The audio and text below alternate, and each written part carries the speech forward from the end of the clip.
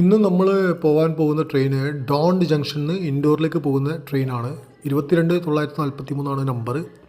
ഇതൊരു super fast ട്രെയിനാണ്.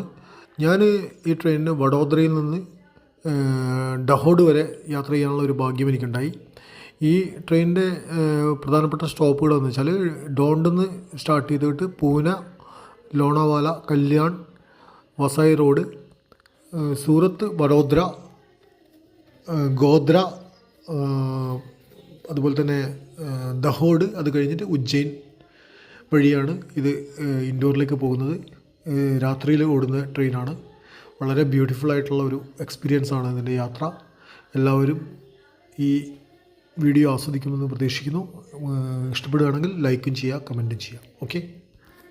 ഈ ട്രെയിൻ പോകുന്നത് മഹാരാഷ്ട്രയിൽ നിന്ന് മധ്യപ്രദേശിലേക്കാണ്. ഈ ട്രെയിൻ കടന്നു പോകുന്ന സംസ്ഥാനങ്ങൾ ഗുജറാത്ത്, രാജസ്ഥാൻ, മഹാരാഷ്ട്ര, മധ്യപ്രദേശ്.